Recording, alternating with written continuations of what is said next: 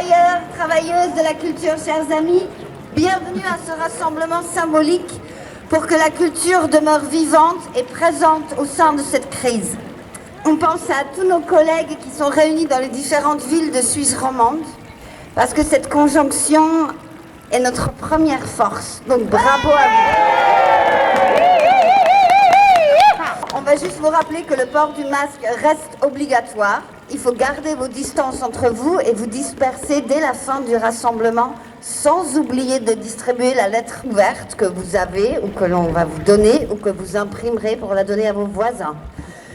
Nous nous rassemblons aujourd'hui à l'appel de toutes les fêtières, des producteurs, productrices des arts de la scène, parce que la culture est non seulement un secteur économique à part entière, mais aussi une activité fondamentale à nos développements individuels et collectifs, et surtout un outil pour penser nos sociétés et imaginer les futurs possibles. Elle doit donc être reconnue comme essentielle par les pouvoirs publics.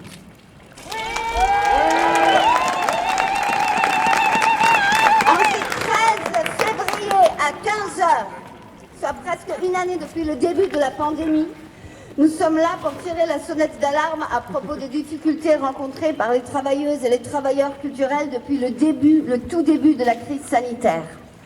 Rappelons que cette crise met aussi en lumière la précarité de nos milieux culturels, situation qui a déjà été dénoncée depuis longtemps par de multiples organisations professionnelles. Celles-ci ont, dès la première vague de contamination, alerter nos pouvoirs publics sur la menace de voir se profiler un véritable désert culturel si rien n'est entrepris pour atténuer les conséquences des mesures imposées par les pouvoirs publics. Et là, on a plusieurs revendications.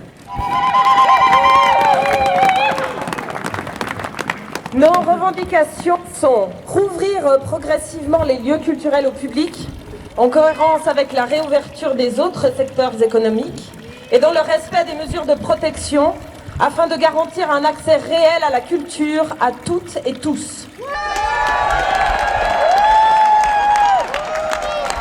Reconnaître juridiquement et administrativement le statut spécifique des travailleurs et des travailleuses culturelles au niveau fédéral.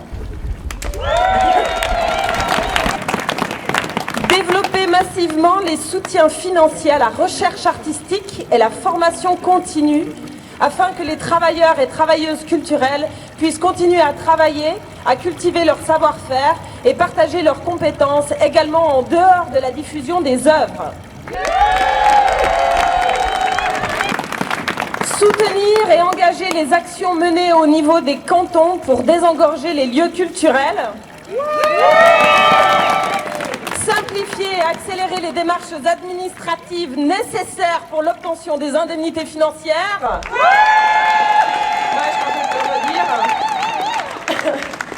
Revoir le mode de calcul des indemnités APG afin de garantir aux indépendants et indépendantes des revenus décents.